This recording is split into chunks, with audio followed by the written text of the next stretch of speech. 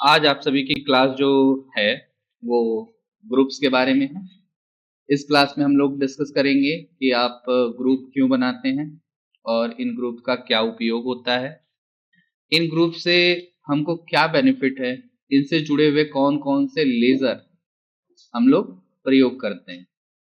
ठीक है, अपने कंपनी के अंदर हम कौन कौन से लेजर इनसे जुड़े हुए प्रयोग करते हैं उनको भी सीखना शुरू करेंगे। ठीक है, वन बाय वन। तो फर्स्ट ऑफ ऑल अगर हम कोई ग्रुप बनाने जा रहे हैं तो सबसे पहले ग्रुप और लेजर की थियरी समझ लेते हैं कि ग्रुप क्या होता है और लेजर क्या होता है। ठीक है, हम एक कॉपी के अंदर, एक जो हमारी नोटबुक होती है उसके अंदर हम एक ही सब्जेक्ट से संबंधित सारे चैप्टर्स को नोट करते हैं, है ना। हम लोग पढ़ाई करते हैं तो एक ही चैप्टर, एक ही सब्जेक्ट से संबंधित सारे चैप्टर एक नोटबुक में नोट करते हैं और दूसरे सब्जेक्ट से संबंधित सारे चैप्टर्स दूसरी नोटबुक में नोट करते हैं। तो जो सब्जेक्ट है वो एक तरह से ग्रुप है कि नहीं उन चैप्टर्स का।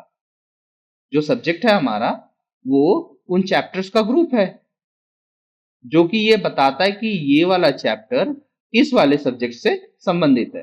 ठीक है, एग्जाम्पल के लिए देख लीजिए, जैसे आप फिजिक्स पढ़ते हो, फिजिक्स में आपने पढ़ लिया लॉ ऑफ मोशन, ठीक है, गति के नियम, और पढ़ लिया क्या,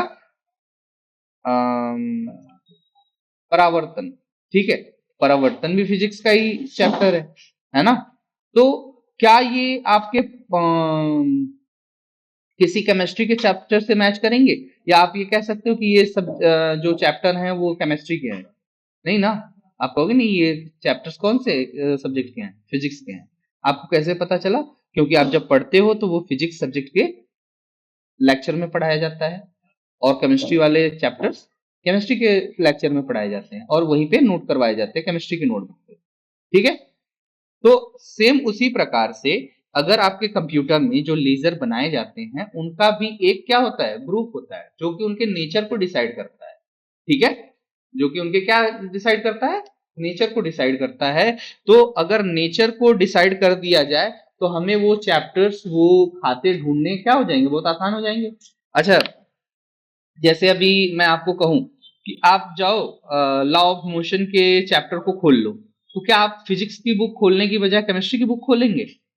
नहीं ना, आपको पता चल जाएगा अच्छा ये इस ग्रुप की चैप्टर है तो ये वाली बुक निकालनी है मुझे, इस बुक के अंदर ये चैप्टर है।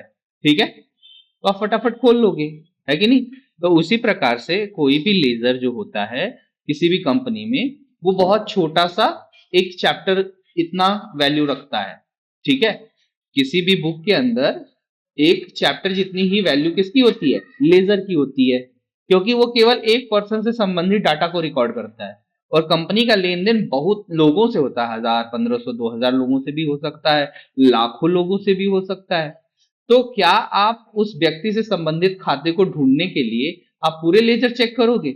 नहीं, कोशिश करोगे कि कम से कम लेजर चेक करने पड़े। तो इसके लिए क्या यूज करोगे, उसका ग्रुप यूज करोगे कि यह किस नेचर का लेजर है। और अगर आपको नेचर पता चल गया तो आप उस वाले ग्रुप में चले जाओगे और आपको वो लेजर बहुत ही आसानी से कम मेहनत में देखने को मिल जाएगा। नहीं तो क्या होगा, आप ढूंढते रहो सारे ग्रुप्स को, बहुत सारे लेजर होंगे तो बहुत सारा ढूंढना भी पड़ेगा। तो यहाँ पे भी आसानी हो जाती है। दूसरी चीज, ग्रुप का क्या इफेक्ट होता है हमारे लेजर के ऊपर। तो देखिए, मैं पहले बता दूं कि लेजर के ऊपर ग्रुप का सबसे बड़ा इफेक्ट ये होता है कि टैली के अंदर जब भी आप किसी भी लेजर को किसी ग्रुप के अंदर रखते हो तो उस लेजर की जो बैलेंस शीट होती है, जो उस लेजर का क्लोजिंग बैलेंस या फिर ओपनिंग बैलेंस होता है, वो आपके debt balance sheet, trial balance या जितने भी तरह की रिपोर्ट्स होती हैं उनमें उस ग्रुप के माध्यम से ही पहुंचता है। ठीक है, अगर आपने खाते का लेजर या अपने लेजर का जो ग्रुप है वो आप बदल दो, ठीक है, तो आपकी बैलेंस शीट में वो बैलेंस भी दूसरी तरफ शिफ्ट हो जाएगा, दूसरी सेक्शन में चला जाएगा या दूसरे तरफ कैलकुलेट होने लगेगा। ठीक है, जिसकी वजह से आपकी अकाउंटिंग भी गड़बड़ हो सकती है। ठीक है, तो अगर मिला जुला के बात करें तो एक सिंपल सा छोटा सा एग्जाम्पल आपके सामने हमने रखा कि जिस प्रकार हमारी सब्जेक्ट में छोटे छोटे चैप्टर्स होते हैं, उसी प्रकार हमारे टैली के अंदर सब्जेक्ट की जगह ग्रुप होता है और चैप्टर्स की जगह लेजर होते हैं। हर एक लेजर का अपना एक नेचर होता है जो उसके ग्रुप से उसको कनेक्ट करता है, ठीक है। और यही ग्रुप आपको आगे बैलेंस शीट का रिपोर्ट बनाने में, ट्रायल बैलेंस रिपोर्ट बनाने में, या मंथली रिपोर्ट बनाने में, सेल्स रिपोर्ट हो, परचेज रिपोर्ट हो, उधारी की रिपोर्ट हो, या फिर इनकम की रिपोर्ट हो, या आपके द्वारा लोन की रिपोर्ट हो, कितना चुकाया, क्या चुकाना है, ये सब डिटेल इसी ग्रुप की वजह से निकलती है।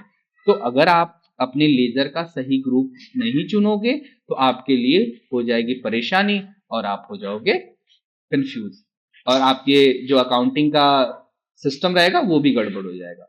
तो ध्यान से इस चीज को सीखिए, और इसलिए सीखिए कि आप सही तरीके से अकाउंटिंग कर पाए, ठीक है।